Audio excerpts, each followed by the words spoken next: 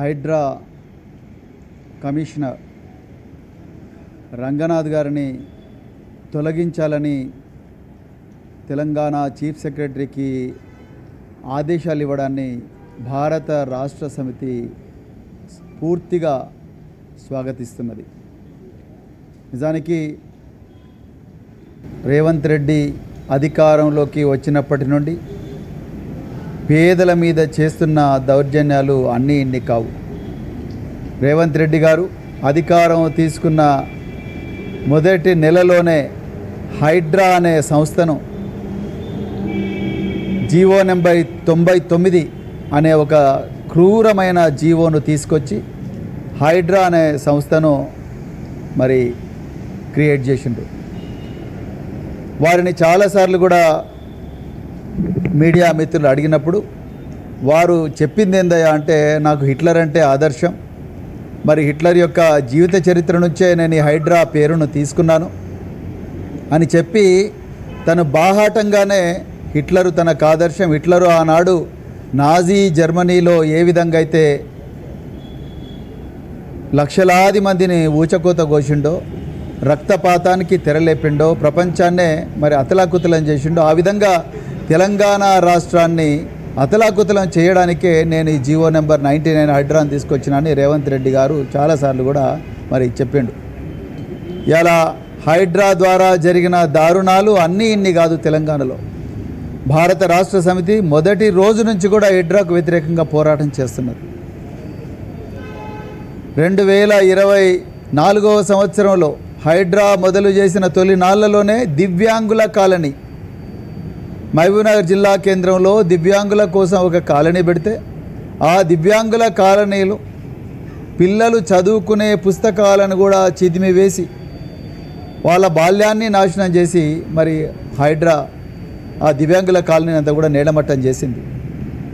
అదేవిధంగా సున్నం చెరువులో, కూకట్పల్లిలో పేదవాళ్ళందరూ కూడా ఎక్కడెక్కడి నుండో వచ్చి ప్రభుత్వం దగ్గర నుంచి పర్మిషన్లు తీసుకుంటే రాత్రికి రాత్రి పోయి అక్కడ కూడా ఎన్నో భవనాలను లేకపోతే గుడిసెలను నేలమట్టం చేశారు హైడ్రా అధికారులు.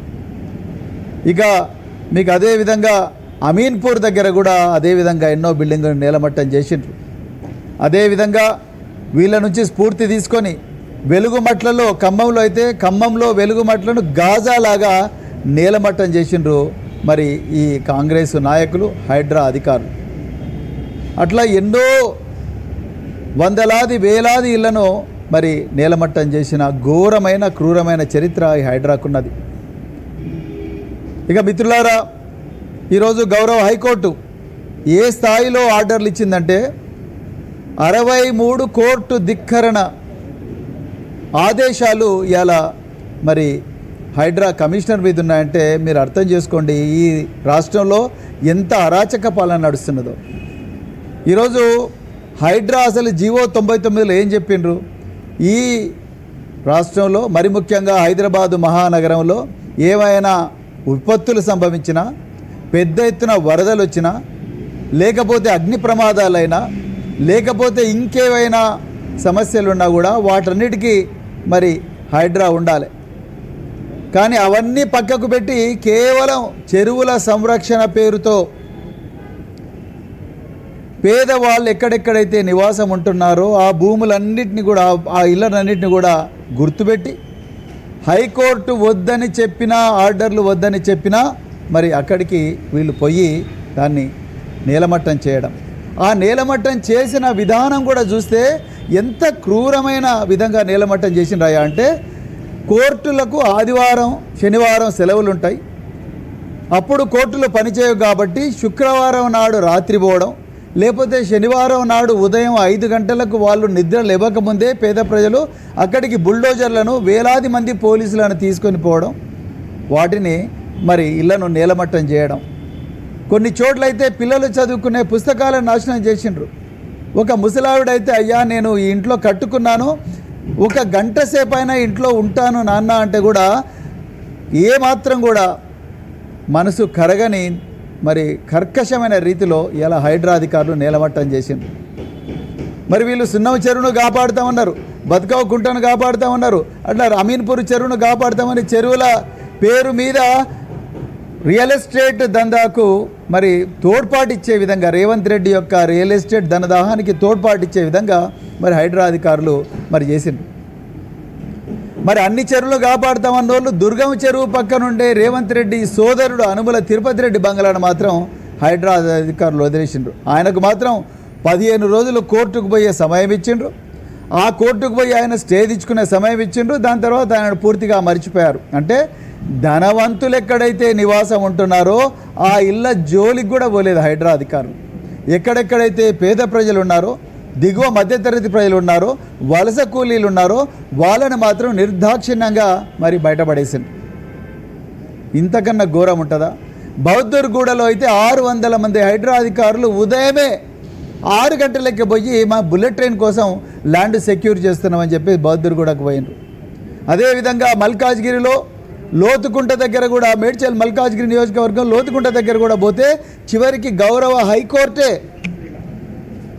ఈ తెలంగాణ పోలీసులతో చేత కాదు, మేము ఆర్మీ అధికారులకు ఆర్డర్ ఇస్తున్నాం, ఆర్మీ అధికారులే ఈ భూములను కాపాడాలి, హైడ్రా కమిషనర్ను అరెస్ట్ చేయాలి అని చెప్పేసి ఆర్డర్ ఇచ్చిండ్రంటే మీరు ఒక్కసారి ఆలోచించండి తెలంగాణ ప్రజలారా. మరి ఇదంతా కూడా ఎవరు చేయిస్తున్నారు? ఇవాళ రంగనాథ్ గారు, రేపు ఇంకొక అధికారి వస్తాడు, కానీ ఇక్కడ చేయిస్తున్నది ఎవరు? ఈ హైడ్రా ఎవరి డిపార్ట్మెంట్ కింద ఉంటుంది?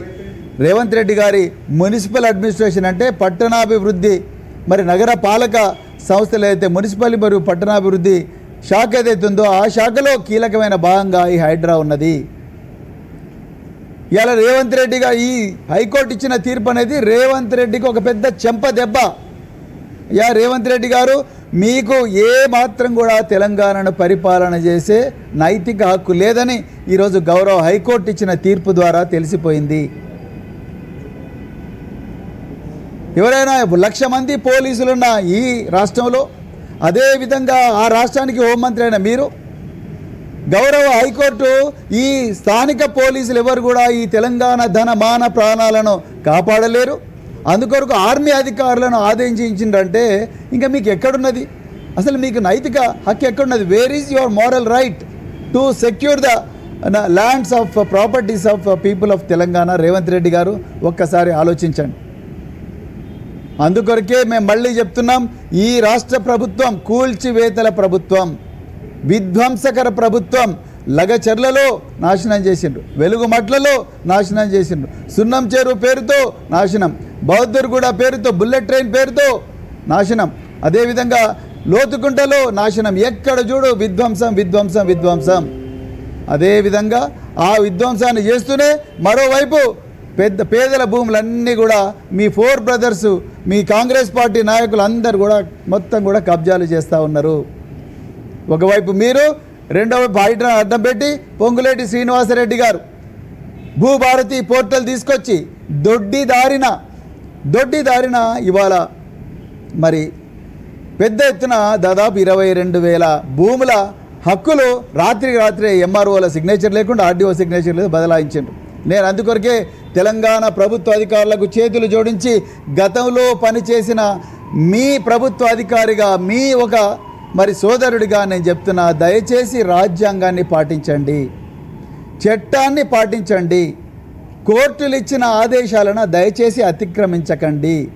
మీకేమైనా ఉంటే మీ గవర్నమెంట్ ప్లీడర్లను తీసుకుపోయి కోట్లాడండి, కానీ మీరే కోర్టు సివిల్ కోర్టులు చేయాల్సిన పనిని, అసలు ఇలా ప్రాపర్టీ డాక్యుమెంట్స్ని కానీ, సేల్ డీడ్స్ని కానీ, లేకపోతే మరి పహానీలను కానీ, కాస్రా పహానీలను కానీ, వీటన్నిటిని జడ్జి చేయాల్సిన అధికారం సివిల్ కోర్టులకు ఉంటుంది.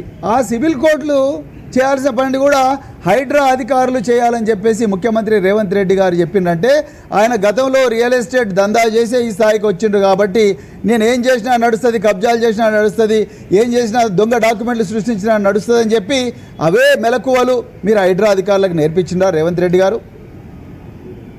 అందుకొరకే నేను ప్రభుత్వ అధికారులకు దయచేసి నేను కోరుతా ఉన్నా, చట్ట ప్రకారమే పనిచేయండి.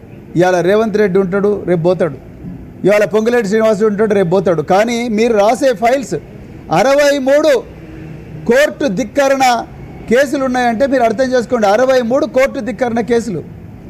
ఇంకా హైకోర్టుకు మొక్కాలే, మీరు మిమ్మల్ని ఇంకా అరెస్ట్ చేసి జైలు పడేయలేదు. హైకోర్టు చాలా దయా దాక్షిణ్యాలతో ఇప్పటికి కూడా మీకు ఒక అవకాశం ఇచ్చింది. ఇవాళ నేను CCLA గారిని కోరుతా ఉన్నా, ప్రిన్సిపల్ సెక్రటరీ రెవెన్యూ కోరుతా ఉన్నా, అదేవిధంగా గౌరవ DGPని కోరుతా ఉన్నా. మీరు ఏకపక్షం కాబోతున్నారు, ఏకపక్ష నిర్ణయాలు తీసుకుంటున్నారు. రేవంత్ రెడ్డి ఎక్కడ అక్రమ కేసులు పెట్టమంటే అక్కడ అక్రమ కేసులు పెడతా ఉన్నారు. హైడ్రా వాళ్ళు కంచా గచ్చిబౌలికి పోతే 400 మంది పోలీసులను పెడతారు. హైడ్రా వాళ్ళు బౌద్ధపురాకు పోతే 1000 మంది పోలీసులను మొబిలైజ్ చేస్తారు. హైడ్రా వాళ్ళు లోతుకుంట పోతే 1000 మంది పోలీసులను మొబిలైజ్ చేస్తారు. చివరికి గౌరవ హైకోర్టు ఏం చెప్పింది?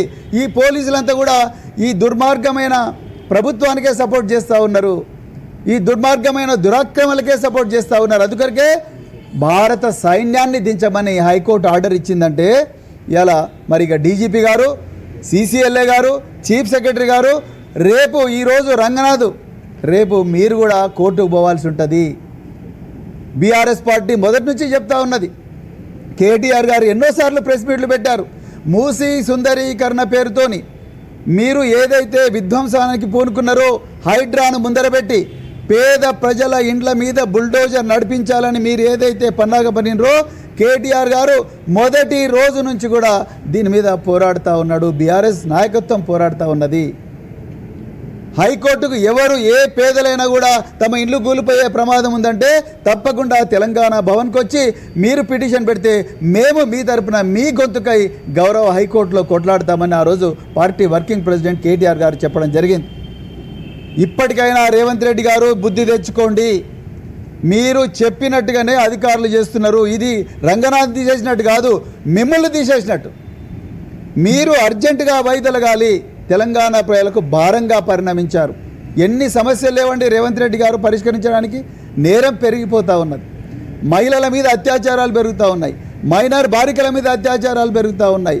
ఒకవైపు విద్యార్థులు మా పేపర్లు లీక్ అవుతామని కొట్లాడుతూ ఉన్నారు, నిరుద్యోగులు క్యాలెండర్ ఏమైందని కొట్లాడుతూ ఉన్నారు, రైతులు యూరియా ఏమైందని కొట్లాడుతూ ఉన్నారు. ఇంకొక వైపు ఎల్నైనో ముప్పుతోని రైతులు మరి తల్లడిల్లిపోతూ ఉన్నారు వర్షాలు రాక. ఇవన్నీ సమస్యలను పరిష్కరించాల్సిన మీరు, నిరుద్యోగులు ఉద్యోగులు రిటైర్ అయిన వాళ్ళు పెన్షన్లు కోరుతూ ఉన్నారు.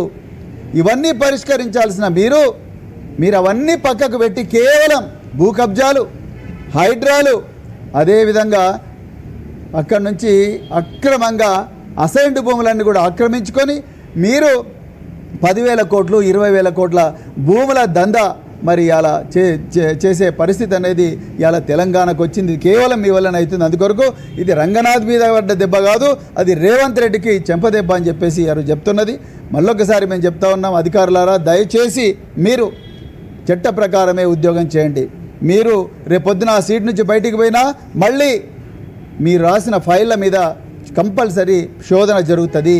రేపు BRS పార్టీ అధికారంలోకి వచ్చిన తర్వాత మీరు కేంద్రంలో ఉండే BJPతోని, అదేవిధంగా రాష్ట్రంలో కాంగ్రెస్ 2 కుమ్మక్కై ఎన్ని భూ కుంభకోణాలు చేసిండ్రు, ఎంతమంది పేద ప్రజల జీవితాలు నాశనం చేసిండ్రు, ఎంతమంది పేద ప్రజల గూడును కూలగొట్టిండ్రు. వీటన్నిటి మీద కూడా తప్పకుండా చర్చ జరుగుతుంది, వాటి మీద శోధన జరుగుతుంది. వీటి మీద ఒక ట్రిబ్యునల్ ఏర్పడుతుంది. ఆ ట్రిబ్యునల్లో ఎవరైతే అధికారులు రేవంత్ రెడ్డి గారి అక్రమ ఆదేశాలు పాటించిండ్రో, పేద ప్రజల జీవితాన్ని నాశనం చేసిండ్రో వాళ్ళందరి మీద కూడా చర్యలు తీసుకుంటామని చెప్తూ మరొక్కసారి రేపు రంగనాథ్ తర్వాత ఇంకొక అధికారి రావచ్చు, కానీ ఆ అధికారికి కూడా నేను చెప్తున్నా, దయచేసి కోర్టుల ఆదేశాలు పాటించండి, చట్ట ప్రకారం పోండి, రాత్రికి రాత్రి పోయి కూలగొట్టకండి, నోటీస్ ఇవ్వండి, principles of natural justice follow కండి, రాజ్యాంగం ఇచ్చిన జీవించే హక్కును కాపాడండి. ఆర్టికల్ 21 జీవించే హక్కు ఇచ్చింది. మీకెంత జీవించే హక్కున్నదో ఆ పేద ప్రజలకు కూడా జీవించే హక్కున్నది. అంతే తప్ప వాళ్ళని కొట్టకండి. పోలీసు వాళ్ళని తీసుకుపోయి వాళ్ళ గూడ్ల మీద లేకపోతే వాళ్ళ పుస్తకాల మీద వాళ్ళ జీవితాల మీద బుల్డోజర్ను నడిపించకండి. అదొక్కటే మేము రిక్వెస్ట్ చేస్తున్నది. మరొక్కసారి అధికారులందరూ కూడా చట్ట ప్రకారమే నడవాలని చెప్పి కోరుతూ మరి గౌరవ హైకోర్టు ఇచ్చిన ఈ చారిత్రాత్మక తీర్పును మేము స్వాగతిస్తున్నాం. మరొకసారి మీ అందరికీ కూడా హృదయపూర్వక ధన్యవాదాలు చెప్తూ జై తెలంగాణ, జై కేసీఆర్. అవును, మా పార్టీ అధినేత తెలంగాణ తొలి ముఖ్యమంత్రి కేసీఆర్ గారు అధికారంలోకి వచ్చిన మొదటి రోజునే హైడ్రా అనే భూతాన్ని రద్దు చేస్తామని చెప్పారు. ఎందుకంటే ఇది పేద ప్రజల జీవితాలను ఛిద్రం చేస్తూ ఉన్నది, పేద ప్రజల జీవితాలను ఆడుకుంటూ ఉన్నది. అదేవిధంగా ధనవంతులు ఎవరైతే ఉన్నారో వాళ్ళను కాపాడడం కోసం, వాళ్ళ ఆస్తులు పెంచడం కోసం, వాళ్ళ దందా నడవడం కోసమే హైడ్రా వచ్చింది. కాబట్టి గౌరవ కేసీఆర్ గారు మొదటి రోజుండే అధికారంలోకి వచ్చిన మొదటి రోజుండే హైడ్రాను రద్దు చేస్తామని చెప్పిండ్రు. అందుకొరకు హైడ్రాకి అసలు చట్టబద్ధత లేదు. ఈ హైడ్రా అనేది అసలు నిజంగా రేపు బీఆర్ఎస్ పార్టీ ఈ హైడ్రానే తీసేయాలని పోరాటం చేస్తుంది. మరి కేటీఆర్ గారి టైంలో ఇట్లా చేయలే కదా. ఆయన మున్సిపల్ పురపాలక శాఖ అభివృద్ధి శాఖ మంత్రి. ఎప్పుడైనా ఒక గుడిసైనా గొలగొట్టిండా కేటీఆర్? లేకపోతే ఒక రాత్రి వచ్చి ఏమైనా ఇండ్లు తీసేసిండా? లేకపోతే పేదోళ్ళందరినీ రోడ్ల మీద పడేసిండా? దివ్యాంగుల కాలనీలో ఎప్పుడైనా రాత్రి పోయిండా?